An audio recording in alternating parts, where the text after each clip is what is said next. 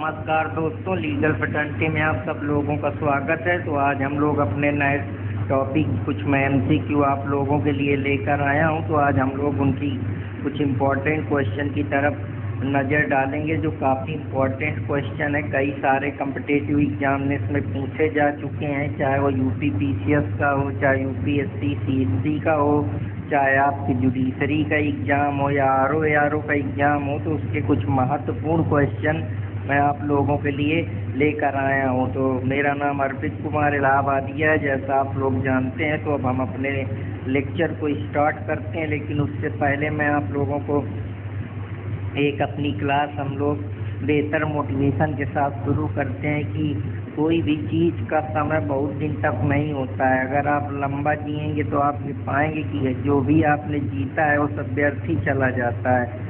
तो ऐसा मानना है साइमन डे बियोर का, क्योंकि वो ऐसा इस वजह से मानते हैं कि कोई भी चीज़ की वैल्यू तब तक ही हमको वो अट्रैक्ट करती है, उसकी यूटिलिटी रहती है, उसका उपयोग रहता है, जब तक वो चीज़ हमारे पास नहीं होती है। वंस हम उसको अचीव कर लेते हैं तो जो हमारी उसमें रुचि होती है, हमारी यूटिलिटी होती है, वो धीरे धीरे डाउन हो जाती है। इसीलिए देखा गया है कि पाने के बाद भी जब इंसान सब कुछ पा लेता है, फिर भी वो कहता है मैं जिसके लिए इतना परेशान था वो भी कुछ इतना ज़्यादा नहीं था।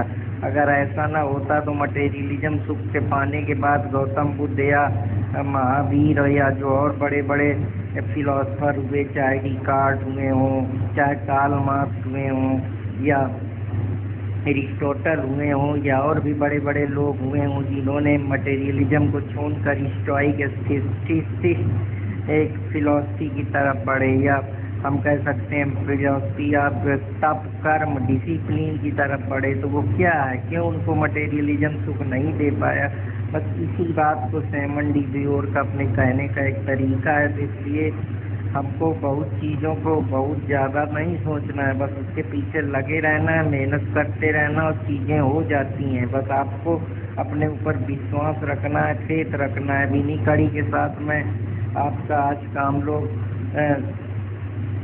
हैप्पी रहने के लिए आपके पास दो ही इम्पॉर्टेंट वे हैं, जैसा कि जोडी पिकॉल्ट बोलते हैं। जोडी पिकॉल्ट कहते हैं कि आप तभी हैप्पी रह सकते हैं जब आप अपनी जो रियलिटी है उससे निकलें। आप अपने माइंड को इतना टेंड करेंगे जितना आपके अंदर भ्रम बना है। क्योंकि भ्रम किस बात का है? क्योंकि आप उस चीज़ की रियलिटी से वाकिफ़ नहीं है। जैसे ही आपको रियलिटी पता चलने लगेगी तो जो आपका माइंड अनावश्यक थॉट्स क्रिएट करता है, अनावश्यक सोचता है, ज़्यादा एक्सपेक्टेशन रखता है, वो लोअर हो जाएंगे। और जैसे ही आपकी रियलिटी से आप रूबरू हो जाएंगे, आपकी एक्सपेक्टेशन आपको पता चल जाएगी, वैसे आप खुश रहने लगेंगे। ऐसा जोडी पिकॉल्ट का मानना है। तो अब हम चलते हैं अपने कुछ इम्पोर्टेंट क्वेश्चन की तरफ। तो पहला क्वेश्चन आप लोगों को स्क्रीन के सामने दिख रहा है कि बुद्धा का जन्म कब हुआ? तो बुद्धा का जन्म आप लोग जानते हैं कि 563 BC में हुआ था। ये क्वेश्चन एमपीपीसीएस स्पेशल प्री 2011 में पूछा गया है। तो अब मैं चलता हूँ अपने दूसरे क्वेश्चन की तरफ। तो दूसरा क्वेश्चन हमारा कहता है कि गौतम बुद्ध की जो माता थी वो कौन से क्लान से थी? क्लान का मतलब एक उनका वंश, एक फैमिली हम कह सकते हैं। तो ये इसका जो राइट ऑप्शन है वो कोलियान काल में से था। ये क्वेश्चन यूपी पीसीएस प्री 2008 में पूछा गया था। तो ये क्वेश्चन काफ़ी इम्पोर्टेंट है यूपी पीसीएस के लिए, आरओ के लिए, जुडिशरी के लिए और अदर कम्पिटिटिव एग्जामिनेशन के लिए, जहाँ जो जीके का पार्ट है। तो Gautam Buddha mother was from which clan? It is clan from Koliyan clan. और आशा करता हूँ कि आप लोगों को ये भी समझ में आया होगा। The inscription of which one of following king give the information Shakya Muni Buddha was born in Lumbini. तो कौन सा इंस्क्रिप्शन है, कौन सा ऐसा शिलालेख है जहाँ पे ये लिखा गया कि था कि जो शाक्य मुनि बुद्धा हैं वो लुम्बिनी में बॉर्न हुए हैं? तो ये जो सबसे पहला इंस्क्रिप्शन था, ये किंग के राजा का नाम अशोका था। अशोक के बारे में आप लोग जानते हैं कि अशोक की जो बहुत बड़े राजा थे, जिन्होंने कलिंग के राजा खारवेल को हराने के बाद उनका हृदय परिवर्तन हो गया था और वो पूरी तरीके से बुद्धिज्म को अपना लिए थे। तो इसीलिए उन्होंने बुद्धिज्म की फिलॉसफी को बढ़ाने के लिए, बुद्धिज्म प्रिंसिपल को अपनाने के लिए, बुद्धिज्म रिचुअल्स को लोगों तक पहुंचाने के लिए उन्होंने जो प्रयास करा है, उसी के ऊपर ये इंस्क्रिप्शन उनके सारे चीज़ों के बारे में बताती है। Where did the Mahatma Buddha Mahaparinirvana take place, जो महाबुद्धा का महापरिनिर्वाण था वो कहाँ पे हुआ? तो महानिर्वाण का मतलब था जहाँ उन्होंने अपना उद्देश्य दिया। इसको turning law of the wheel भी बोलते हैं। तो इसका जो राइट ऑप्शन है वो कुशीनगर है। Gautam Buddha attain the nirvana at which place, तो आप लोगों को बता ही चुका हूँ कि सारनाथ में उन्होंने अपना पहला निर्वाण प्राप्त करा था। निर्वाण का मतलब होता है जहाँ पे अटेन आपको इनलाइटेंड मिलता है, आप ऐसी महर्षि बन जाते हैं या ऐसे बन जाते हैं जो पूरी तरीके से सर्वज्ञानी हो जाता है। उसको पता चल जाता है कि इस संसार में सबसे सुप्रीम क्या है। ऐसी आत्मा, ऐसी सोल जो दुनिया की हर दुख सुख की चीज़ों से ऊपर उठ चुकी है, वो ऐसी है आत्मा हम कह सकते हैं जो पूरी तरीके से प्योर है, पूरी तरीके से इनलाइटेंड है। उसमें भगवान का एक स्वरूप दिख रहा है, या हम कह सकते हैं फुल ब्लिस है, पूरी तरीके से एक तरीके से परमानंद, या हम कह सकते हैं परमात्मा से जुड़ी हुई है। उसको लोग निर्वाण बोलते हैं कि उनका सीधा कनेक्शन भगवान के साथ जुड़ चुका है, मतलब दे आर ओमनी साइंस। तो आशा करता हूँ कि आप लोगों को ये भी पसंद आएगा।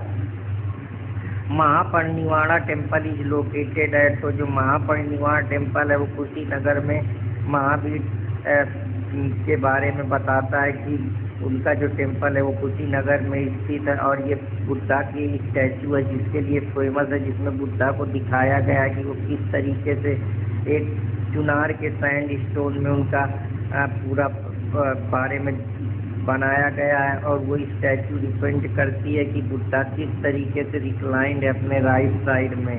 तो ये सारा उनके पूरे चीज़ों के बारे में बताता है, जो उनकी पूरी फिलॉसफी है, उनके जो पूरा पोस्चर है, या उन्होंने किस तरीके से किस चीज़ को संसार को उस चीज़ पे लाया है। तो वो सारी चीज़ें उनके उस फिलॉसफी पे दिखती हैं। उस मंदिर पे आप उनकी पुरानी चीज़ों के बारे में, उनके बारे में, उनके बिहेवियर के बारे में, उनके डिसिप्लिन के बारे में आप जान सकते हैं। तो कभी आपको अगर मौका मिले तो आप महापरिनिर्वाण मंदिर जरूर जाइएगा।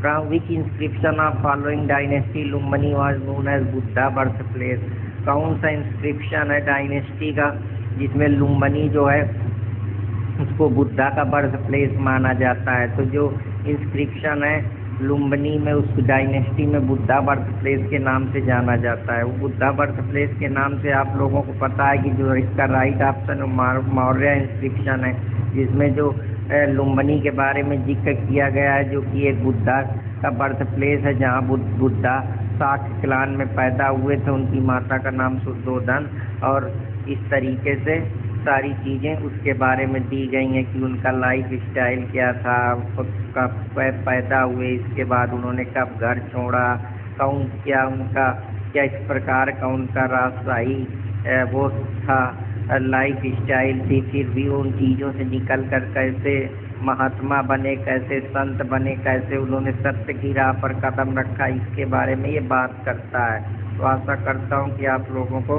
पसंद आएगा। Buddha attain the Mahaparinirvan in the Republic of, Buddha ने कहाँ पे अपना महापरिनिर्वाण अटेंड करा? तो वो जो मल्ल पहले मल्ल एक जगह है, मल्ल को हम कह सकते हैं महाजनपद है। महाजनपद पहले इस वजह से बनाए जाते थे ताकि जो राजा है वो अपने पॉलिसी का विस्तार कर सके, जो उनकी पॉलिसी ऑफ एक्सपेंशन होता था, ताकि दूसरी बात वो उनको सिक्योरिटी मजबूत करे। तीसरी बात जो उनकी जनता है वो पूरी तरीके से खुश रह सके, शांत रह सके, इकोनॉमिक एक्सपेंशन हो सके, क्योंकि वहाँ बेहतर सिक्योरिटी थी, बेटर फर्टाइल लैंड थे, बड़ी जगहें थी जिससे राजा भी स्वतंत्र रहता था। तो जनपद का मतलब होता है एक अर्बनाइज इलाका था जहाँ लोग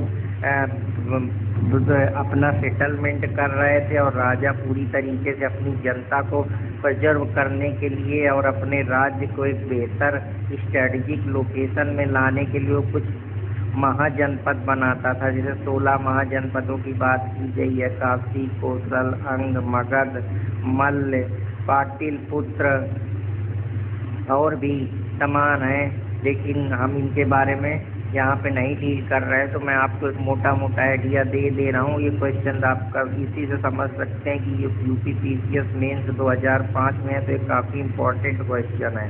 Gautam Buddha attain the Mahaparinirvan in the kingdom of. Gautam Buddha ने अपना महापरिनिर्वाण कौन से किंगडम में अटेंड करा था? तो वो मल्ल का किंगडम था। तो अभी राइट ऑप्शन आप लोगों को पता चल ही चुका है कि यहाँ पे उन्होंने अपनी टीचिंग के बारे में प्रोपोगेट करा, बताया, लोगों को बौद्ध धर्म से रूबरू कराया, उसके जो रूल्स हैं, रेगुलेशन है, उनसे परिचित कराया, उनकी डॉक्ट्राइन से उनको विश्वास दिलाया, वो उनके धर्म, उनका जो टीचिंग का स्टाइल था वो किस तरीके से जो चीज़ों को नॉन अटैचमेंट करना था, सोल को बढ़ावा देना था, सोल को पवित्र करना था, इसके बारे में जो उनका मिडिल पाथ था उसके बारे में लोगों को उन्होंने अवेयर कराया। तो ये सारी चीज़ें थी। तो आशा करता हूँ कि आप लोगों को ये पसंद आएगा। Who was the last person to get enlightened from the Gautam Buddha? कौन से लास्ट पर्सन थे जिनको गौतम बुद्ध के द्वारा एनलाइटेनमेंट मिला? तो सुभद्रा जो थे वो गौतम बुद्ध के लास्ट डिसिपल थे, जो उनको चुन पावा में एनलाइटेनमेंट हुआ। जब उनको वो कुशीनगर गए जो कि मल्ल किंगडम की राजधानी थी, तो उन्होंने वहाँ पे लास्ट सरमन दिया।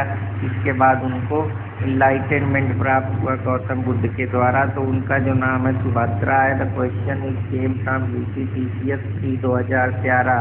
तो आशा करता हूँ कि आप लोगों को ये भी पसंद आएगा। अब चलते हैं कुछ और इम्पोर्टेंट क्वेश्चन की तरफ। From which inscription the following dynasty Lumbini was known as Buddhist birthplace? कौन से इंस्क्रिप्शन में ये दिया है कि जो लुम्बिनी है वो बुद्धा की बर्थ प्लेस है? तो इसका राइट ऑप्शन है मौर्य। तो आशा करता हूँ कि आप लोगों को ये पसंद आएगा। अब हम चलते हैं कुछ और इम्पोर्टेंट क्वेश्चन की तरफ। Which one of following inscription of Ashoka confirm that tradition Gautam Buddha was born in Lumbini? ऐसा कौन सा इंस्क्रिप्शन है, शिलालेख है या ट्रेडिशन है अशोका का जो ये कन्फर्म करता है कि गौतम बुद्ध का जन्म लुम्बिनी में हुआ था? तो ये आपको रोमा देई पिलर इंस्क्रिप्शन में देखने को मिलेगा, जिसमें ये बताया गया है कि किस प्रकार से अशोका जो गौतम बुद्ध के ट्रेडिशन है, उनकी फिलॉसफी है, उनकी डॉक्ट्राइन है, उसको इस इंस्क्रिप्शन में बताते हैं, बढ़ाते हैं, और किस तरीके से वो जो गौतम बुद्ध का धर्म है, बुद्धिज्म को प्रमोट करते हैं, उसकी फिलॉसफी को दूर तक पहुंचाते हैं और लोगों को बुद्धिज्म को पालन करने के लिए आग्रह करते हैं। तो the right option is Rumi देई पिलर इंस्क्रिप्शन। अब हम लोग चलते हैं अपने अगले क्वेश्चन की तरफ। Which one of following was the last person converted bye Buddhism? जो लास्ट पर्सन कौन था जिसको बुद्धा ने कन्वर्ट करा था? तो the right option is Subhadra. मैं आप लोगों को अभी बता ही चुका हूँ ये question. The ruler of Suvarnabhumi who founded the Buddhist monastery at Nalanda was requested Devapala ambassador to grant 5 village for it maintenance. जो सुवर्ण भूमि के जो फाउंडर थे बुद्धिस्ट मोनार्की के नालंदा में, उन्होंने देवपाला से ये रिक्वेस्ट करी थी कि वो मेंटेनेंस के लिए 5 गांव दे दें। तो यहाँ पे जो राइट ऑप्शन है वो बालापुत्रा देवा है, जो कि ये क्वेश्चन BPSC प्री 2018 में पूछा जा चुका है कि Balaputra Deva was the ruler of Suvarna Bhumi who founded the Buddhist monarchy at Nalanda and requested Devapala through his ambassador to grant 5 village for its maintenance. Who was Alara Kalama? Alara Kalama कौन थे? अलारा कलामा एक तरीके के टीचर थे। हुआ था अलारा कलामा। अलारा कलामा जो कि टीचर थे बुद्धा के, जिन्होंने बुद्धा को अपना डिसिपल बनाया था। अलामा करामा जो कि एक रिलीजियस टीचर थे, जो बुद्धा को एस्थेटिक बुद्धा के बारे में बताते हैं, तप के बारे में बताते हैं, वो कई सारी चीज़ें बुद्धा को सिखाते हैं, जिसमें मेडिटेशन के बारे में बताते हैं कि ध्यान योग के बारे में वो पूरी तरीके से हर चीज़ बुद्धा को बताते हैं ताकि वो उनकी तरह ही एक बुद्धिमान स्कॉलर या फिलोसफर या हम कह सकते हैं बुद्धत्व को प्राप्त हो सके। अलारा कमा कुड नॉट टीच बुद्धा, लेकिन उन्होंने कुछ दिन बाद बुद्धा को नहीं पढ़ाया क्योंकि उनका मानना था कि अब बुद्धा और वो सेम हो चुके हैं और उनमें कोई डिफरेंस नहीं है।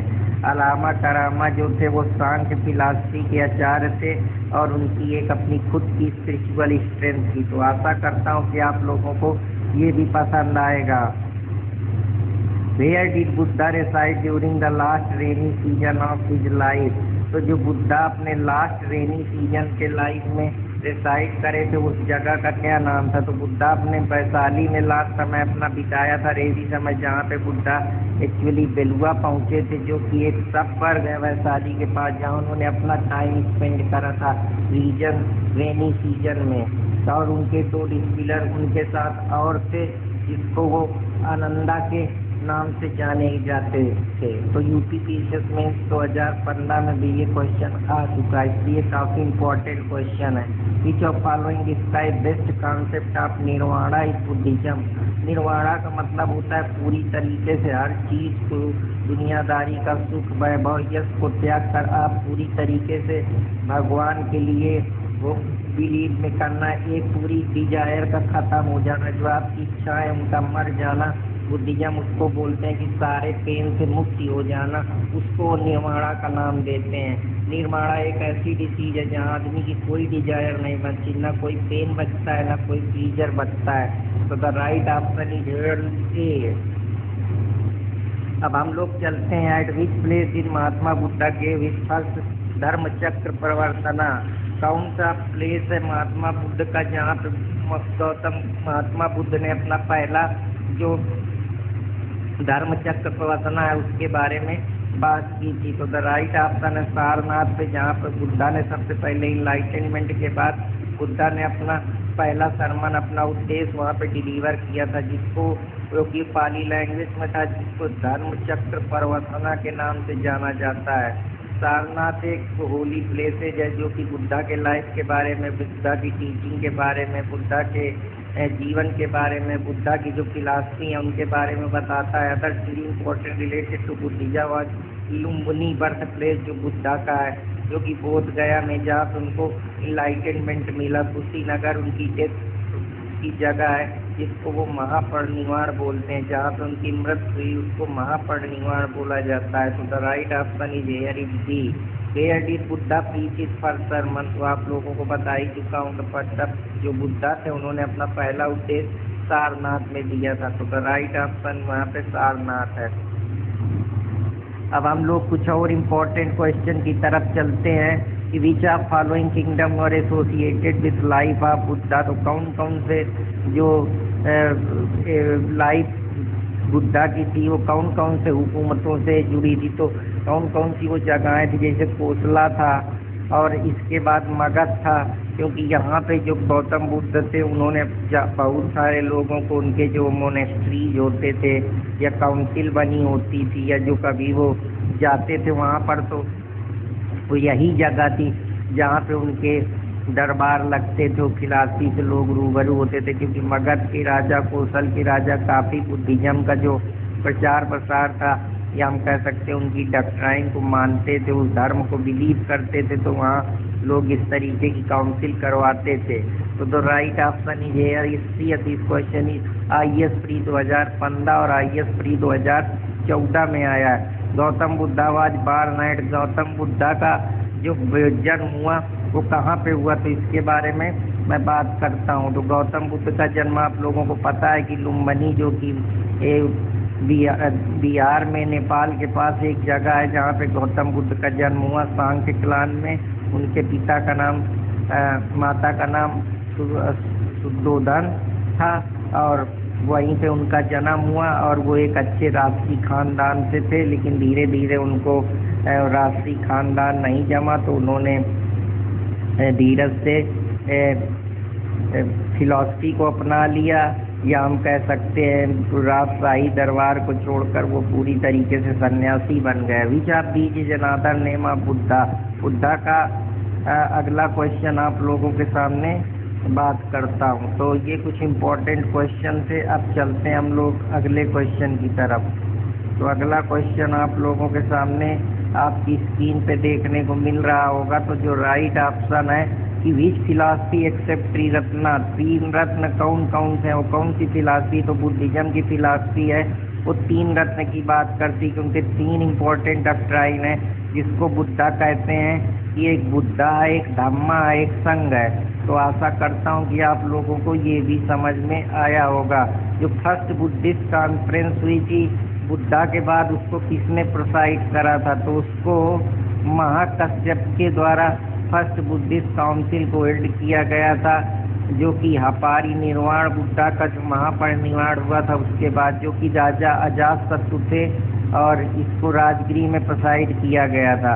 इसका मेन आइडिया ये था कि बुद्धा की जो टीचिंग है या रूल्स हैं उसके उनके बारे में लोगों को अवगत कराया जाए, रिसाइट कराया जाए और बहुत सारे लोगों तक इसको पहुंचाया जाए। तो विच one of following conducted the first Buddhist council, जो पहली बुद्धिस्ट काउंसिल कंडक्ट करी गई थी वो महाकश्यपा के द्वारा करी गई थी। ये क्वेश्चन यूपीटीए एलडीसी मेंस 2010 में आया। तो आप लोगों के लिए ये चुनिंदा क्वेश्चन लेकर आया हूँ, तो कृपया चैनल लीगल फटर्निटी अर्पित कुमार इलाहाबादिया को लाइक, सब्सक्राइब और कमेंट करते रहें। सप्तपर्णी केव इज सिचुएटेड विथ, जो सप्तपर्णी केव है वो कहाँ पे सिचुएटेड है, तो जो सप्तपर्णी केव है वो राजगृह, जो कि एक बहुत ही फेमस जगह है, बुद्धिज्म टूरिस्ट स्पॉट है, या बुद्धिज्म हम कह सकते हैं पर्यटन स्थल, या बुद्धिज्म की जहाँ पे फिलॉसफी है या जहाँ पे बुद्धिज्म के बारे में प्रीच करा गया है, उस सप्तपति केव ये राजगृह में है, जो कि बिहार राज्य में स्थित है। द फोर्थ बुद्धिस्ट काउंसिल वाल हेड, जो चौथी बुद्धिस्ट काउंसिल कश्मीर में हुई वो कनिष्क के द्वारा हुई। ये बुद्धिस्ट काउंसिल एक प्रकार की हम कह सकते हैं सभाएं की जाती थी, जिसमें बहुत सारे जो बुद्धिस्ट मोंग होते थे वो वहाँ जाते थे अपनी डॉक्ट्राइन्स और अपने प्रिंसिपल के बारे में, वहाँ के राजाओं को, वहाँ की जनता के बारे में, लोगों को उसको अपनाने के लिए, उनको एक सही दिशा में आगे बढ़ने के लिए, उनके अंदर एक फिलॉसफिकल माइंडसेट पैदा करने के लिए वो इस तरीके की बुद्धिस्ट काउंसिल कराते रहते थे राजा। तो जो कनिष्क जो कि एक तरीके से कश्मीर में उस समय राज करते थे, या कश्मीर में उनका एक रीजन था, उस रीजन पे फोर्थ बुद्धिस्ट काउंसिल हेल्ड हुई थी, जिसके उस रीजन में हुई थी वो रीजन कनिष्क का था। तो ये IS प्री 2001 और रायस RTC प्री 2010 में पूछा गया है। Which among following presided over the Buddhist council during the reign of Kanishka at Kashmir, तो जो इसका राइट ऑप्शन है वो वासुमित्र है कि जो फोर्थ बुद्धिस्ट काउंसिल हेल्ड हुई थी वो कुंडलवाना कश्मीर में हुई थी, जिसके पैट्रोनेज में कुशन किंग कनिष्का के समय हुई थी, और जिसके प्रेसिडेंट थे इस काउंसिल के वो वासुमित्र थे, और इसके साथ अश्वघोष जो कि डिप्टी प्रेसिडेंट है। तो the right option is here is Vasumitra. ये IS प्री 2001 में पूछा जा चुका है। The fourth Buddhist council were held during the reason of, जो चौथी बुद्धिस्ट काउंसिल हेल्ड हुई थी वो किसके रीजन में हुई थी, तो the right option is here is Kanishka. तो अब हम लोग चलते हैं कुछ और इम्पोर्टेंट क्वेश्चन की तरफ। Mahayana sect of Buddhism emerge during the reason of, जो महायाना सेक्ट है बुद्धिज्म दो सेक्ट में बटा है, महायान हीनयान। तो जो महायान सेक्ट है वो किसके समय में इमर्ज हुआ, तो ये जो राइट ऑप्शन है ये इसका कनिष्का के समय में इमर्ज हुए। IS प्री 1993 का क्वेश्चन है। अब Buddhist council during the reason of Kanishka was held in, तो इसका भी हम लोग पढ़ चुके हैं। The right option is here is C Kashmir. The second Buddhist council के बारे में अगर हम लोग बात करें तो जो राइट ऑप्शन है इसका वो क्वेश्चन माफ करिएगा थोड़ा मिसप्रिंट है, इस वजह से हम इसको नहीं ले रहे हैं। The first Buddhist council was held at in which of following city, तो जो फर्स्ट बुद्धिस्ट काउंसिल हेल्ड हुई थी वो कौन सी सिटी थी, तो वो राजगिरी जगह थी। एक प्रकार का ये महाजनपद था पहले के जो किंगडम होते थे, और ये हमारा बिहार राज्य में स्थित है। तो the right option is here C. The second Buddhist council was organised by, जो सेकेंड बुद्धिस्ट काउंसिल था वो ऑर्गेनाइज किया गया था किसके द्वारा, जो सेकेंड बुद्धिस्ट काउंसिल ऑर्गेनाइज किया गया था वो काला सोका के द्वारा किया गया था। तो right option is where is D, and this question is came from रास RTS 19 95। तो अब हम लोग अपने अगले क्वेश्चन में चलते हैं, कुछ मिलान करते हैं कि जैसे बर्थ, तो जो बर्थ का ऑप्शन है बुद्धिज्म का वो लोटस बताता है कि जो बर्थ का चिन्ह है बुद्धा का वो लोटस के बारे में है। जो उसका फर्स्ट सरमन है वो धर्म चक्र प्रवर्तन के नाम से है। तो आप दूसरा को डी को 2 से मिला सकते हैं। इनलाइटेनमेंट उनको बोध 3 के पास हुआ था, तो सी का राइट ऑप्शन 1 है। और ग्रेट डिपार्चर, जब वो मरे या उनका डिपार्चर हुआ तो वो कौन सी जगह थी, तो वो हार्स थी। तो ये यूपीएससी मेंस 2005 में आया, इसका राइट ऑप्शन डी है।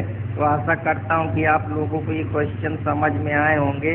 अब हम लोग चलते हैं कुछ और इम्पोर्टेंट क्वेश्चन की तरफ। विच of the following true about Gautam Buddha, Gautam Buddha के बारे में आप क्या जानते हैं। तो अगर हम इस क्वेश्चन को, ये क्वेश्चन यूपी टीचर्स 1992 में आया है, तो अब इसके बारे में समझते हैं। तो जो गौतम बुद्धा है उसके बारे में हम जानते हैं कि ही बिलीव इन कर्मा, वो कर्म पे बिलीव करते थे। ही बिलीव इन रीबर्थ, वो रीबर्थ पे बिलीव करते थे। अटेन निर्वाणा, तो बिल्कुल सही है कि वो कर्म के बारे में बात करते थे कि जैसे कर्म करेंगे उसका वैसे ही फल मिलेगा, और आपके जैसे कर्म होंगे आत्मा भी आपकी उसी तरीके से। जो संसारा का कॉन्सेप्ट है, the theory of birth and जन्म और मृत्यु की जो बात करती है कि डेथ एंड लाइफ के बारे में, या निर्वाण किस तरीके से आपकी अगर प्योर सोल होगी, जिसको निर्वाण की बात करते हैं या सुप्रीम एनलाइटनमेंट की बात करते हैं, तो the right option is here is A.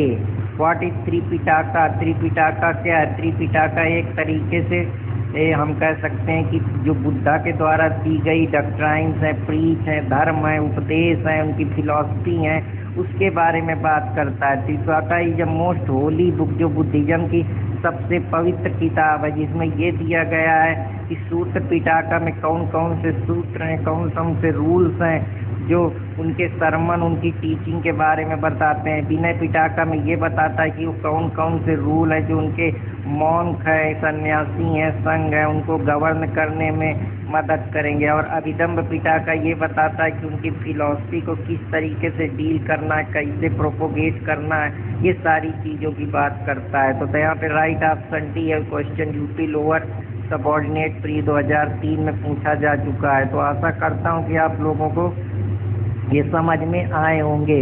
The concept of 8 fold path from the theme of, जो 8 पाथ हैं थीम के, वो उसकी बात करते हैं। तो जो 8 फॉर्म है उसको वो धर्म चक्र प्रवर्तन सूत्र के नाम से बताते हैं। तो ये क्वेश्चन हमको IAS प्री 1998 में पूछा गया है।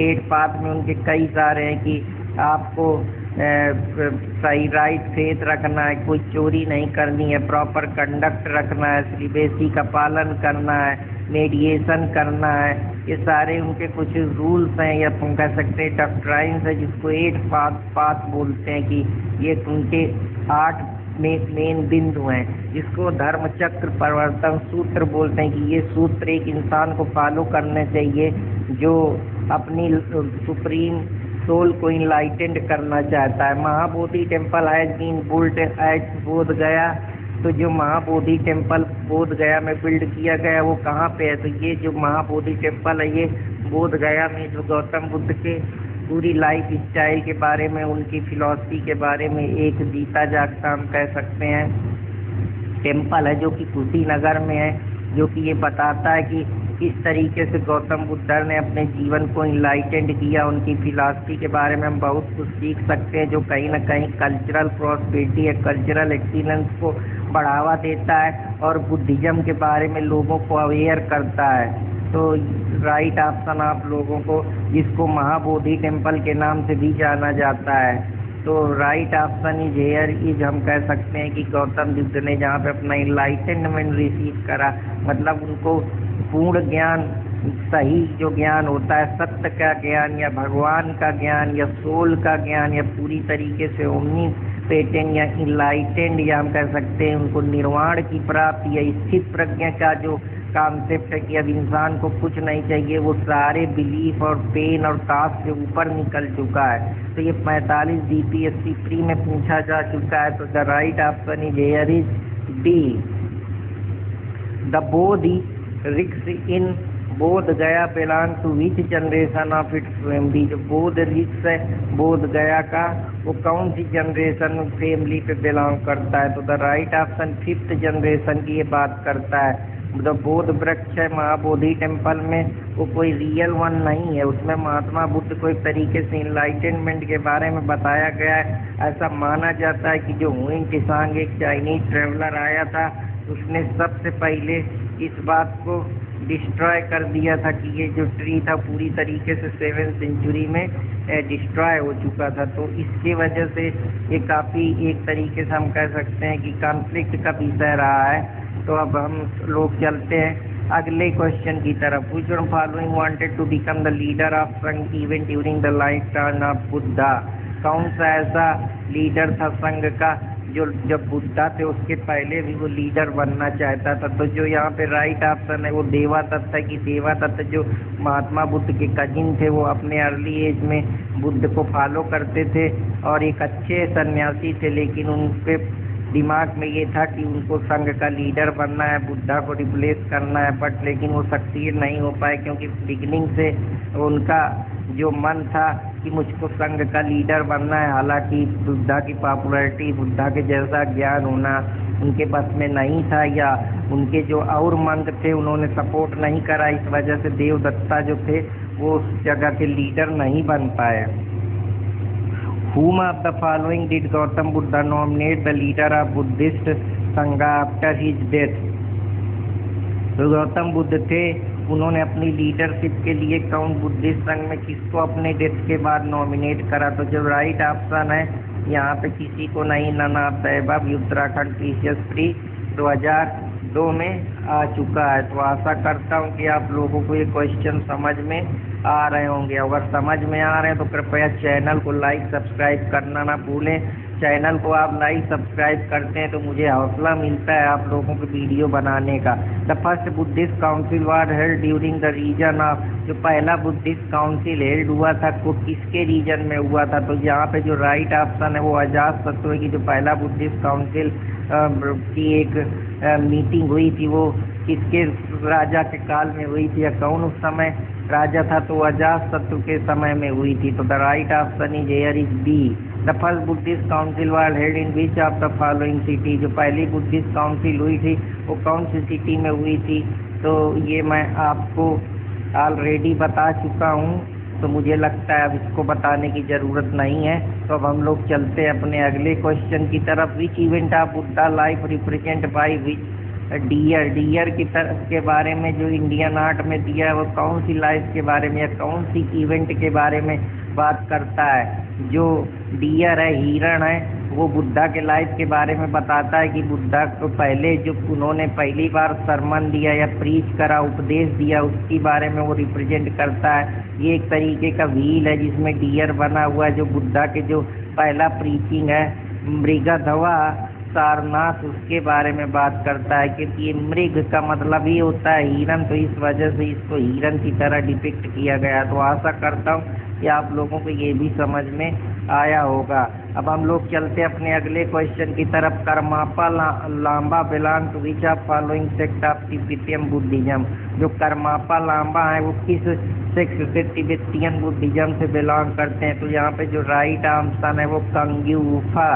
जो कंग्यूफा लामा है वो पूरी तरीके से कंग्यूफा सेक्ट जो एक तरीके का हम कह सकते हैं बुद्धिज्म का ही सब पार्ट है, जो अलग अलग टेरिटरियों में फैल चुका है। ये धर्म अलग अलग जगहों पे अपने फिलॉसफी और डॉक्ट्राइन को पसार चुका है। तो जब ये सिर्फ धर्म की जो आइडियोलॉजी सिर्फ इंडिया में ही नहीं फॉलो हो रही, विदेशों में भी फॉलो हो रही। जैसे तिब्बत में जो बहुत सारे बुद्धिस्ट हैं, बहुत सारे धर्म हैं, बहुत सारे लोग हैं जो इस बुद्धिज्म धर्म को फॉलो करते हैं। दलाई लामा तिब्बतिज्म बुद्धिज्म का एक इम्पोर्टेंट हम कह सकते हैं कि कल्चरल इम्पोर्टेंस रखते हैं, जो बुद्धिज्म को सपोर्ट करते हैं। उनकी फिलॉसफी, उनकी डॉक्ट्राइन्स, उनके रूल्स और उनके रेगुलेशन और उनकी जो एक तरीके का हम कह सकते हैं डिसिप्लिन है, वो सारी चीज़ों के बारे में बात करते हैं। पीस हारमनी की बात करते हैं। तो यहाँ पे जो राइट ऑप्शन है वो कुंगा युप्पा है, जो यूपीएस 3 2000 में पूछा जा चुका है। तो आशा करता हूँ कि आप लोगों को क्वेश्चन पसंद आएंगे। अगर पसंद आए तो कृपया लाइक करना ना भूलें और सब्सक्राइब करते रहें, ताकि मैं आप लोगों के लिए ऐसे सारी वीडियो लाता रहूँ। Where the word stupa has been use for first time, स्तूप के बारे में सबसे पहली बार कहाँ पे यूज किया गया? तो स्तूप के बारे में आपको सबसे पहले ऋग्वेद में देखने को मिलता है। ऋग्वेद सबसे पुराना वेद है। वेदा का मतलब होता है ट्रू नॉलेज। अब ये ट्रू नॉलेज के बारे में बात करता है कि ये ट्रू नॉलेज क्या है। वेदा जो एक तरीके का अथॉरिटी देता है हम सब लोगों को कि हमारा कंडक्ट कैसा होना चाहिए, हमारा धर्म कैसा होना चाहिए, उसके बारे में बात करता है। तो the right option is here. जहाँ पे हमको स्तूप के बारे में मिला तो ये ऋग्वेद है। तो अब हम लोग चलते हैं अपने अगले क्वेश्चन की तरफ। Which is the correct chronological order of following stupa. अब हम लोग स्तूप के अलग अलग जो क्रोनोलॉजी है कि उसको एक क्रम में लाने का प्रयास करते हैं कि कौन पहले आया कौन बाद में आया। हालांकि ये यूपीपीसीएस मेन 2014 में क्वेश्चन आया है, लेकिन इसमें सही मिलान न होने की वजह से कंट्रोवर्सी में रहा है। कुछ लोगों का अपना अलग मानना है कि ये इनके रीजन में बना। जैसे भरतपुर और सांची स्तूप के बारे में कहा गया कि ये मौर्यन एम्परर के समय में बचाया गया, लेकिन कुछ हिस्टोरिकल सोर्स कहते हैं कि ये धूमकेत स्तूप है जो बुल्ड हुआ अशोका के समय। अमरावती स्तूप जो बुल्ड हुआ वो सतवाहना के समय में हुआ। तो ये एक तरीके से पूरी तरीके से हम कह सकते हैं कि क्वेश्चन में सही क्रोनोलॉजी हम नहीं पॉसिबल नहीं है, क्योंकि हिस्टोरिकल सोर्स कोई कुछ दूसरा बताता है, कोई कुछ दूसरा बताता है। तो प्रॉपर हम ये कंसीडर नहीं कर सकते टाइमलाइन के हिसाब से कि कौन सा पहले आया। इस वजह से इस क्वेश्चन को हम कॉन्फ्लिक्ट क्वेश्चन में रखा यूपीएससी, क्योंकि मेंस में ऐसे ही क्वेश्चन आते हैं, क्योंकि ताकि एग्जाम का लेवल थोड़ा ज़्यादा टफ समझ में आए। तो आशा करता हूँ कि आप लोगों को पसंद आया होगा। वर्ड इज अनस्टॉपेबल एंड ट्रांसीडियंट, ये किसकी फिलॉसफी है? ये आपको पता है कि वर्ड एक तरीके से रुका हुआ नहीं है, वर्ड चल रहा है। संसार गतिमान है, उसमें मोशन है, उसमें एनर्जी है। वो ट्रांसीडियंट है, उसमें बदलाव है। कोई भी चीज़ है कि अगर जन्म हुआ है तो उसका मृत्यु संभव है, अगर उसमें लाइफ है तो उसमें डेथ भी होना है। तो जो ये फिलॉसफी बताती है कि वर्ड अनस्टेबल है, कल तक भी हम कभी स्टेबल नहीं रहते, ना इंसान स्टेबल रहे और ना ही जो उससे रिलेटेड चीज़ें हैं वो इंस्टेबल रहे। ये वर्ड गतिमान है, चलता रहता है। और इसके कई सारे वर्ड में भी कई सारे इनके अपने अपने वो हैं, जिसमें से ऊर्ध्वलोक, अर्धलोक, बीच वाला लोक। तो ये सब लोक जो है पूरा संसार ट्रांजिएंट है, इसमें बदलाव होना संभव है। जैसा कि रोडल्फ स्टेमलर कहते हैं कि चीज़ें कभी भी पूरी तरीके से एक तरीके से हम कह सकते हैं कि वो पूरी तरीके से गतिमान है, उनको हम रोक नहीं सकते हैं। तो स्टेमलर का मानना है कि चेंज संभव है और ये चेंज होता रहेगा। जो कल तक कहते थे कि नेचुरल लॉ कभी नहीं बदलेगा, नेचुरल लॉ के अलावा कोई लॉ नहीं आएगा, लेकिन जो कहते थे पॉलिटी में सोवरेनिटी सिर्फ राजा के पास रहेगी, लेकिन आप चेंजमेंट देख रहे हैं। जो कल तक कास्ट कहते थे आज तक इंटर कास्ट चल रहा है। जो कल तक ये बात कहते थे कि ये धर्म नहीं बदलेगा, आजकल वो फंडामेंटलिज्म की तरफ चल रहे हैं। तो जो रॉल्ड स्टेमलर जो कि जूरिस्प्रूडेंस में बहुत बड़े ज्ञाता है, उनके बारे में मैं आप लोगों को बता रहा हूँ। तो ये इंटरलिंकेज करने में मेरे को अच्छा लगता है, तो आप लोगों को मैं बताता हूँ। तो कृपया इसको थोड़ा पॉजिटिव वे में लें और सीखने का प्रयास करें, और अर्पित कुमार इलाहाबादी आप लोगों के लिए बेहतर से बेहतर चीज़ें लाता रहेगा। तो इसी को वो अनित्य की फिलॉसफी बोलते हैं। जो बुद्धिज्म वाले लोग हैं वो ये कहते हैं कि ये अनित्य नहीं है, ये अनित्य है, चलता ही रहेगा, इसका एग्जिस्टेंस का कोई खात्मा नहीं है। लोग आएंगे, लोग जाएंगे, लेकिन ये कंडीशनल एग्जिस्टेंस पे नहीं विश्वास करते, बिना एक्सेप्शन के। इसमें कोई कंडीशन नहीं है कि अगर ये कर दिया जाए तो संसार बंद हो जाएगा। वो ये ट्रांजिएंट है, ये एवर रिसेंट है, ये इनकंसिस्टेंट है, ये लगातार चलता रहेगा। ये टेम्पोरल थिंग्स हैं, हर चीज़ें ख़त्म हो जाएंगी, टेम्पररी हैं, चाहे मटेरियल हो, चाहे मटेरियल चीज़ें हो, चाहे मेंटल कंपाउंड, कोई ऑब्जेक्ट हो या कोई चेंज जो कंटिन्यूअस उसमें होना स्वाभाविक है। जिसका आज उदय हुआ है कल उसका डिक्लाइन या डिस्ट्रक्शन होना संभव है। तो the right option is here is Buddhism, क्योंकि बुद्धिज्म की भी फिलॉसफी कहती है कि world is unstable and transient. Who advocate neo Buddhism, इस नए कॉन्सेप्ट नियो बुद्धिज्म को कौन लाया? तो इस नियो बुद्धिज्म को फैलाने वाले की एक नया व्हीकल है जो नई आत्मा हमारे अंदर डालता है, नए विचार थॉट्स लाते हैं। इसको हमारे कॉन्स्टिट्यूशन के जनक B.R. अम्बेडकर के द्वारा लाया गया। तो the right option is here is C. तो आशा करता हूँ कि आप लोगों को ये भी पसंद आया होगा। तो अब चलते हैं हम अपने अगले क्वेश्चन की तरफ। It was also ancient name of world famous tourist destination Sanchi.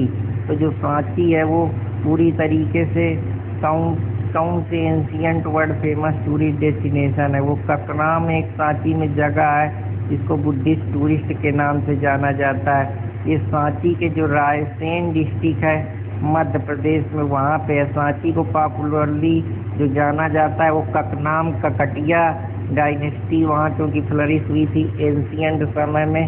तो यहाँ ककंदो बोटा एंड बोटा सिपावर्ता जो एंशिएंट समय के थे एक डेस्टिनेशन थी जिसको रिमार्कल स्पेसिमेन बुद्धिज्म का माना जाता है, क्योंकि ये आर्ट और आर्किटेक्चर में काफ़ी रिच है। कि इसकी वजह से यहाँ पे जो यूनेस्को ने इसको वर्ल्ड हेरिटेज साइट में ग्रेट स्तूपा को अपनी जगह दी है, जिसको हम महास्तूप के नाम से जानते हैं। तो आशा करता हूँ कि आप लोगों को ये भी क्वेश्चन पसंद आया होगा। सारनाथ बुद्धा इमेज टू भूमि स्पर्श मुद्रा, जहाँ पे जो सारनाथ में बुद्ध भगवान है वो अपनी मुद्रा बना के अपना एक पोस्चर बना के भूमि को स्पर्श कर रहे हैं, वो कौन से समय से बिलोंग कर रही है? तो ये गुप्ता पीरियड के समय से भूमि स्पर्श मुद्रा के बारे में अभय मुद्रा, भूमि स्पर्श मुद्रा और भी कई सारी मुद्राएं हैं, 8-9 बृहद मुद्रा, स्पर्श मुद्रा, इनके बारे में पूरी तरीके से गौतम बुद्ध भगवान ने मुद्राओं के बारे में बात की है। तो the right option is here is the Gupta period. Sir Edwin Arnold जो बुक है सर एडविन एर्नोल्ड की जो किताब है द लाइट ऑफ एशिया, वो किस पे बेस्ड है?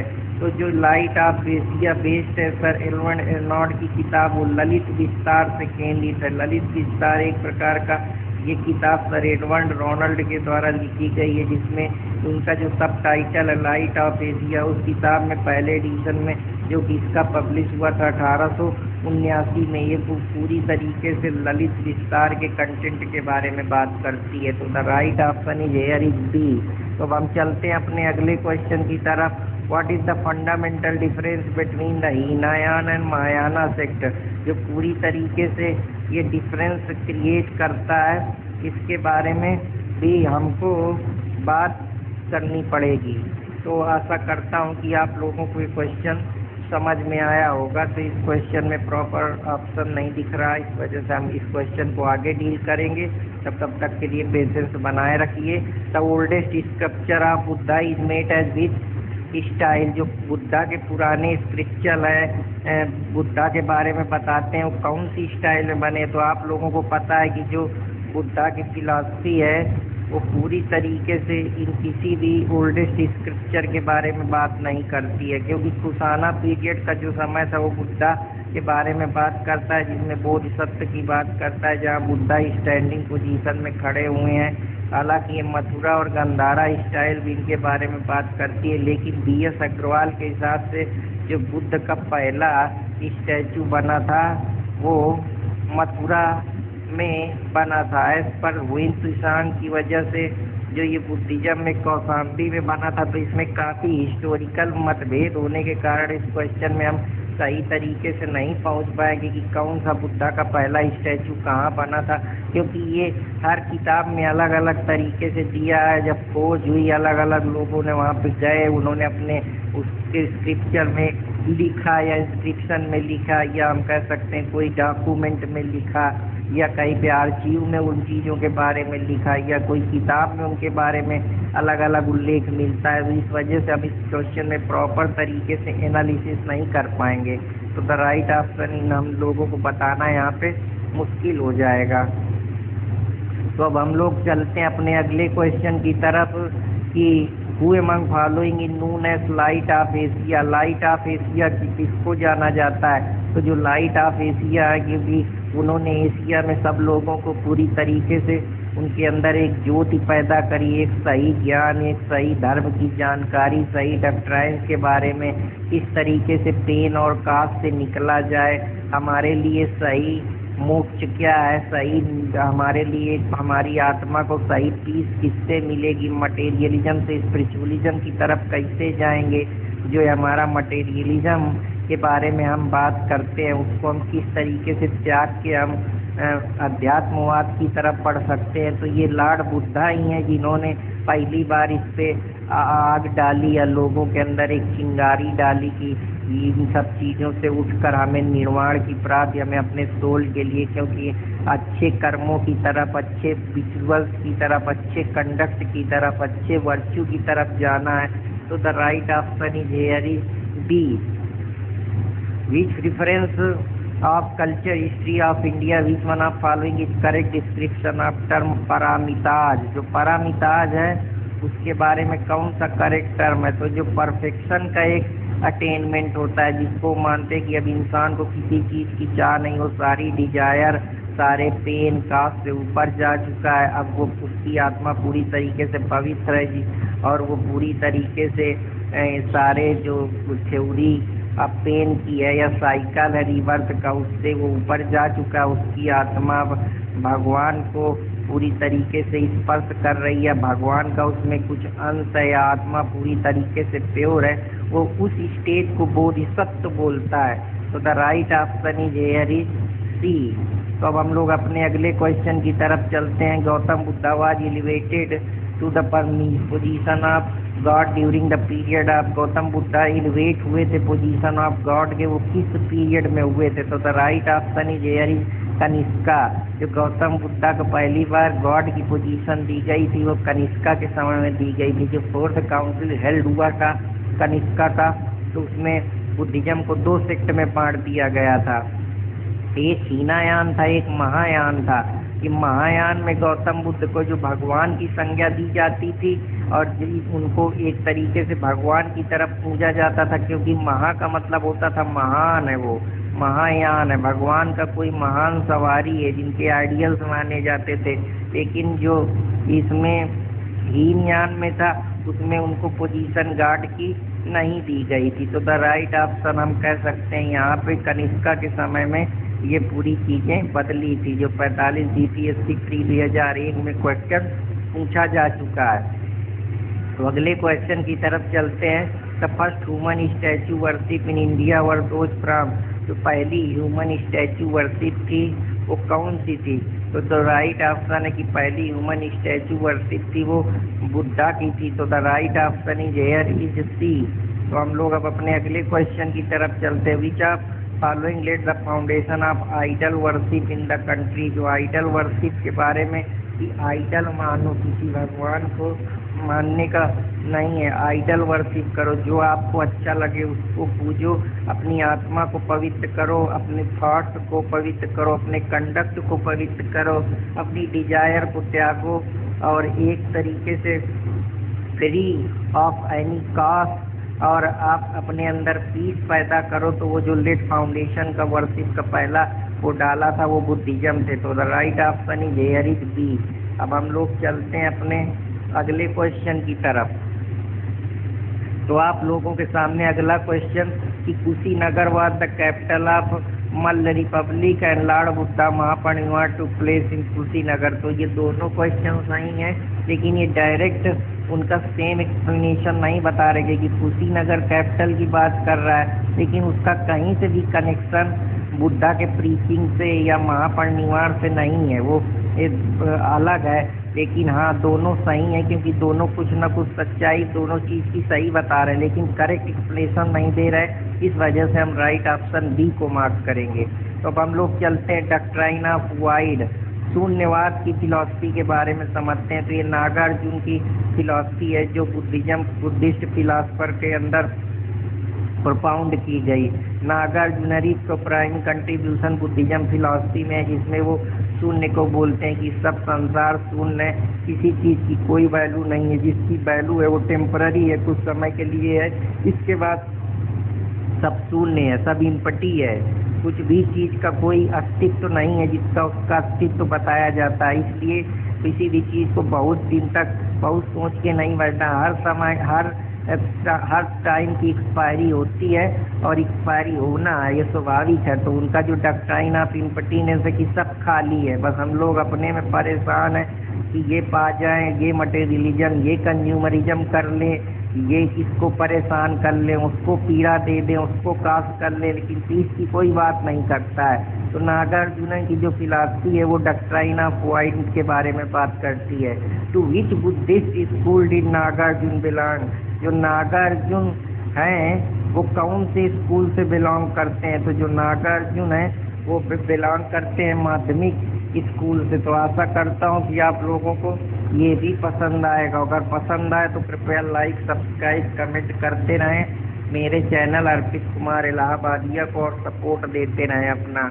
To which Buddhist school did Nagarjuna belong? तो नागार्जुन के बारे में आप लोगों को मैं ऑलरेडी ये क्वेश्चन बता चुका हूँ। तो which of the Indian Buddhist monk has been sent to China? कौन से पहले इंडियन बुद्धिस्ट थे जिनको चाइना में पहली सेंचुरी में भेजा गया था?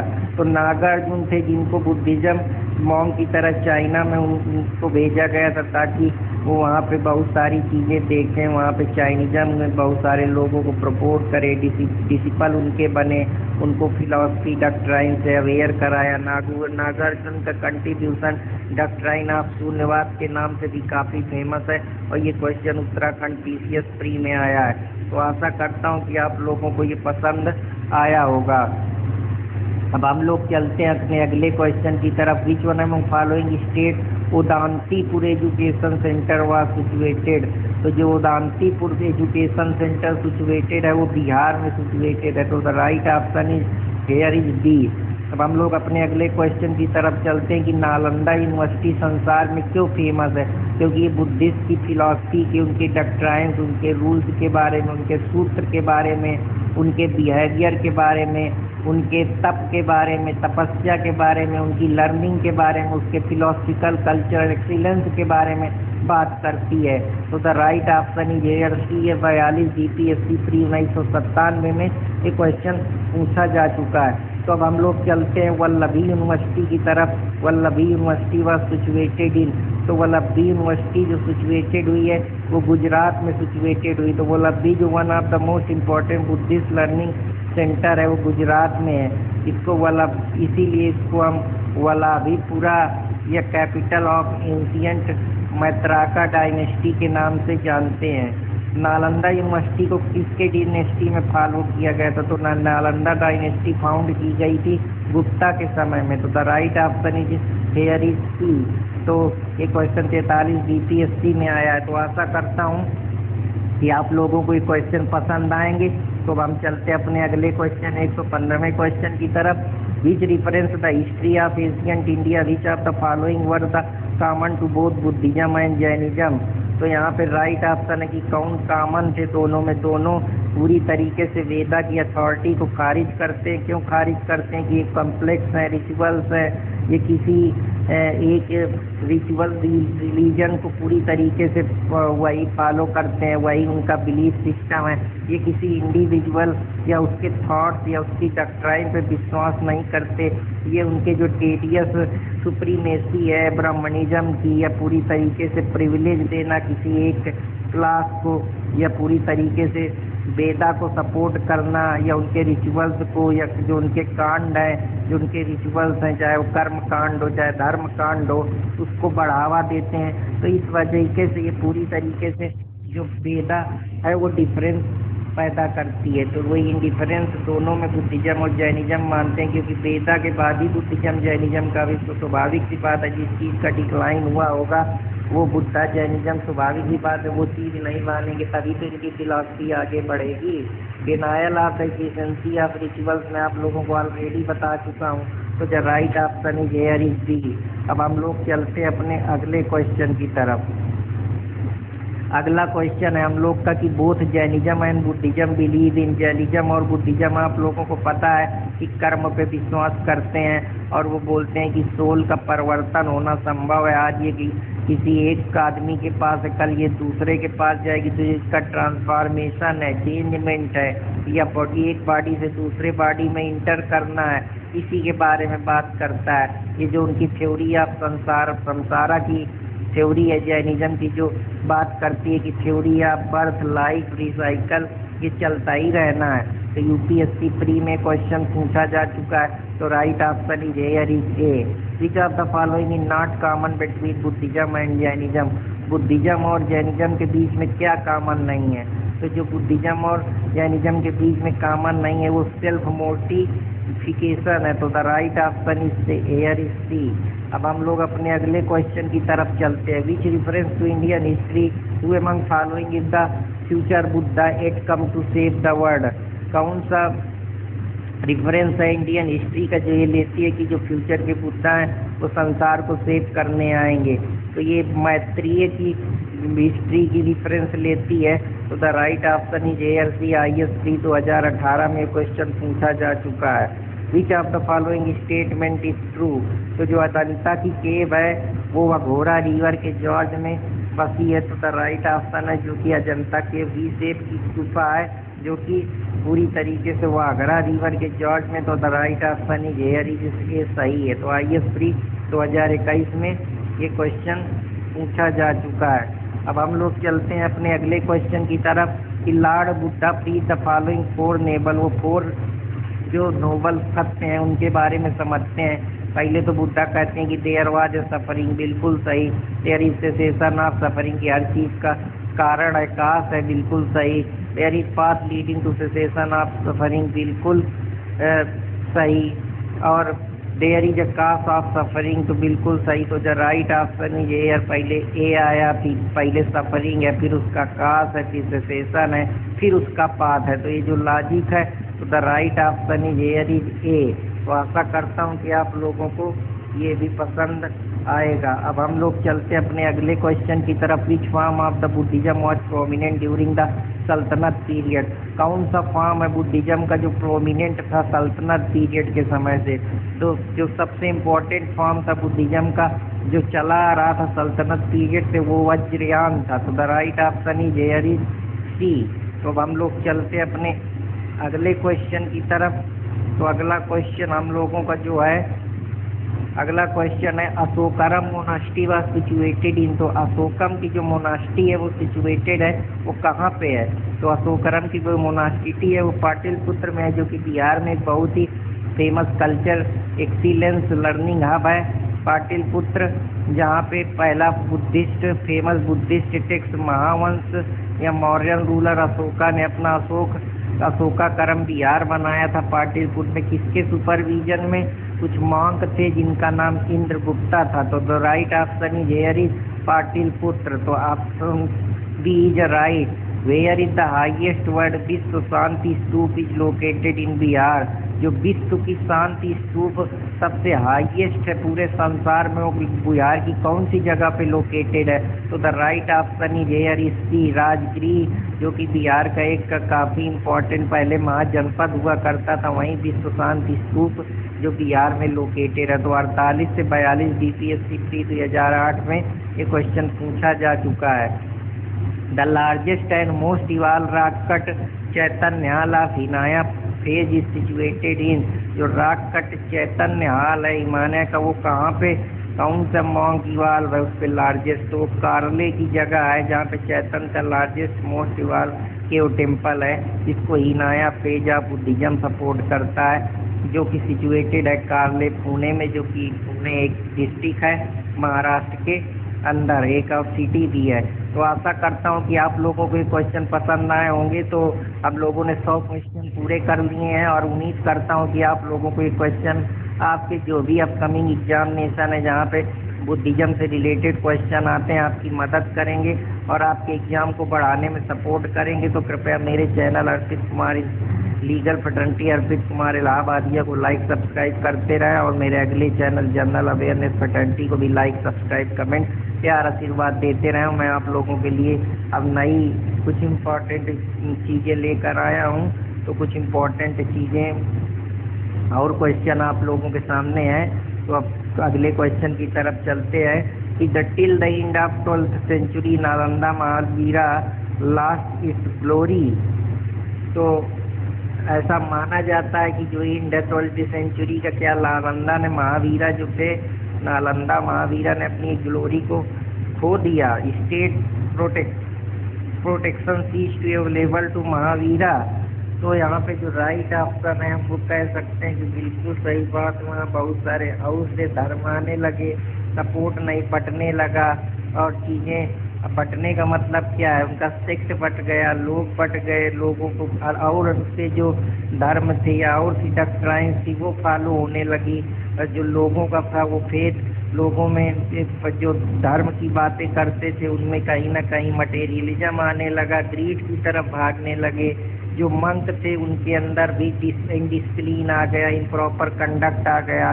तो इसकी वजह से उनका जो धर्म था धीरे धीरे महावीरा के बाद वो ग्लोरी खोने लगा और वो कई भागों में बंटकर अंत में टूट गया। तो the right option is a. तो जो ए और आर करेक्ट एक्सप्लेनेशन है आर का। तो अब चलते हम लोग अपने अगले क्वेश्चन की। तो ये कुछ इम्पोर्टेंट क्वेश्चन थे।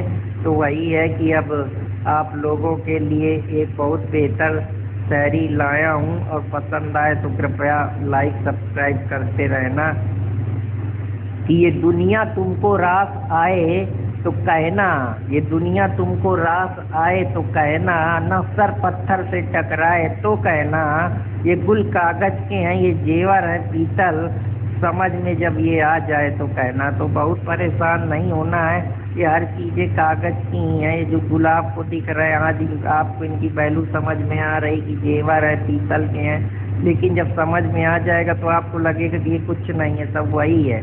तो बस वही जो डॉक्ट्राइन आप शून्यवाद पढ़े हैं बस उसी की बहुत टेंशन नहीं लेना है, बस करते रहना है, सब चीज़ें हो जाएंगी। बस डरने का नहीं, करने का। बहुत खुश हो कि उनसे कुछ कहा है, बहुत खुश हो कि उसने कुछ कहा है, ना कहकर वो मुकर जाए तो कहना। जिससे तुम उम्मीद लगा के बैठे हो कि तुम्हारी बहुत मदद करेगा, कोई किसी की मदद नहीं करेगा। सब समय आने पर अपना अपना रास्ता देख लेंगे। इसलिए किसी के ऊपर बहुत ज़्यादा बिलीव नहीं करना, किसी के ऊपर बहुत विश्वास नहीं करना, बस अपना काम करते रहना है, सब चीज़ें होंगी। बदल जाओगे तुम गम सुन के मेरे, कभी दिल गम से घबराए तो कहना, और धुआं जो कुछ घरों से उठ रहा है वरना पूरे शहर में छाए तो कहना। जो कुछ लोग अभी अपना दिखा रहे हैं कि हाँ हम बहुत अच्छे हैं, हम बहुत अच्छे हैं, हमारा सब बेहतर चल रहा है, हमको बहुत बेहतर है, धीरे धीरे कोई समस्या आएगी तो एक जगह नहीं पूरी जगह वो गंदगी, वो भसड़ और वो जितने भी खराब चीज़ें हैं, ईर्ष्या, दोष, मैं, लोभ, हर चीज़ फैल जाती है। तो क्या खूब जावेद अख्तर ने कहा है, तो आप लोगों के सामने ये शायरी लाया हूँ। अगर पसंद आए तो कृपया लाइक सब्सक्राइब करते रहना और कमेंट करते रहना। और जहाँ जो लोग आपसे कहे कि काहे पढ़ लिख रहे हैं, उनके लिए सबसे बढ़िया बात जॉर्ज कॉर्निंग ने कही थी कि मूर्खों की ताकत को हल्के में मत लो, विशेष रूप से जब वो समूह में हो। तो जब मूर्ख कई सारे बैठे हो तो उनसे बात ना करो, बस अपना काम करते रहो, क्योंकि एजुकेशन ही है जो आपको बदल सकती है, बाकी नहीं। ऐसे घूमते रहो और फ़ोन चलाते रहो, कुछ नहीं हो पाएगा। और अब जब पैसे नहीं होंगे तो जो भी चाहते हो, जो भी डिजायर है वो नहीं फुलफिल हो पाएंगी। तो कृपया सही जगह दिमाग लगाएं, मूर्खों से बचें, और जब काफ़ी मूर्ख हो तो वहाँ से साइड से निकल लेने में ही बहादुरी इंसान की होती है, उसी में उनको ज़्यादा फ़ायदा है। तो वही किसी ने विक्टर ह्यूगो क्या खूब कहा है कि एक व्यक्ति जो विद्यालय खोलता है वो तो एक कारावास बंद करता है। उनका ये मानना है कि जब आप विद्यालय खोलेंगे, लोग पढ़े लिखेंगे तो गलत काम नहीं करेंगे, न चोरी करेंगे, न डकैती करेंगे, प्रॉपर तरीके से कमाएंगे, उनके विवेक होगा। तो स्वाभाविक सी बात है जो ये कारावास हैं ये ख़त्म होते जाएंगे, क्योंकि लोग क्राइम ही नहीं करेंगे, उनको कोई दिक्कत नहीं होगी, कोई परेशानी नहीं होगी, लोगों के अंदर विवेक होगा, वो लड़ने से पहले उनका मानवता की बातें करेंगे, उनके अंदर जल्दी गुस्सा अहंकार नहीं आएगा, तो चीज़ें पैदा ही नहीं होंगी। तो राइट जो हम चीज़ें यहाँ पे देख रहे हैं तो विक्टर ह्यूगो काफ़ी ऊंचा सोचते हैं यहाँ पे।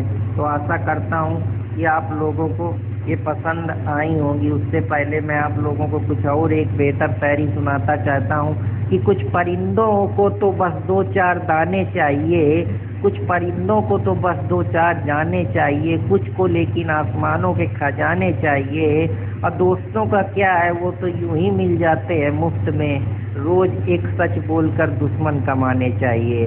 तू हकीकत के लिए बैठे हो तो बैठे रहो, ये जमाना इसे हर दिन फंसाने चाहिए। और रोज उन आंखों के सपने टूट जाते हैं तो क्या रोज इन आंखों में फिर सपने सजाने चाहिए। तो लोगों, अगर आप लोगों के सपने टूट रहे तो डरना नहीं है, सपना बनाइए, ड्रीम देखिए, मेहनत करिए और जरूर वो आपके एक दिन सफल होंगे। मेरी शुभकामनाएं आप लोगों के साथ हैं, आशीर्वाद है। और आप बेहतर पढ़ते रहिए और मेरे चैनल अर्पित कुमार लीगल फ्रेटर्निटी अर्पित कुमार इलाहाबादिया से जुड़िए और जनरल अवेयरनेस फ्रेटर्निटी को लाइक सब्सक्राइब करते रहिए। अर्पित इंस्पायरिंग वर्ड को भी जाकर सब्सक्राइब करिए और मेरे साथ बने रहिए। और मैं आप लोगों के लिए आप बेहतर से बेहतर चीज़ों का प्रबंध करते रहेंगे और पढ़ते रहेंगे और बेहतर से बेहतर डील करेंगे। डरने वाली कोई बात नहीं है, ये रास्ता है जिंदगी, जो थम गए तो कुछ नहीं, एक कदम किसी मकाम पे जो रुक गए तो कुछ नहीं। तो दोस्तों बस लगे रहना है, जिंदगी में हर चीज़ मिलती है, बस आपको पेशेंस, धैर्य और सही समय और सही अपनी बारी का इंतजार करना होता है। बस लगे रहना है, जिंदगी में सब चीज़ें संभव है, बस अपने प्रयास और लगन और अटूट परिश्रम और परिश्रम के बल पे हम चीज़ों को जीत लेंगे और अपनी एक जगह बनाएंगे। इसी नए जोश और जुनून के साथ मैं आप लोगों को फिर मिलूंगा अपने नए चैनल अर्पित कुमार लीगल फ्रेटर्निटी अर्पित कुमार इलाहाबादिया में। तो तब तक मेरे चैनल को कृपया लाइक, सब्सक्राइब, कमेंट और प्यार और अपना आशीर्वाद देते रहें और मेरे साथ जुड़े रहें। और अर्पित कुमार इलाहाबादिया के चैनल को लाइक, शेयर, कमेंट और सब्सक्राइब करते रहें और अपने आशीर्वाद से नवाजते रहें। तब फिर मैं फिर आप लोगों के लिए कुछ इम्पोर्टेंट MCQ सीरीज के क्वेश्चन लेकर आऊँगा। तब तक के लिए आप लोगों से क्षमा चाहता हूँ, फिर मिलेंगे नए लेक्चर के साथ। तब तक के लिए धन्यवाद। आशा करता हूँ कि आप इसका लेक्चर आपके काम आएगा और आपको बहुत सारी चीज़ें नई जानने को मिल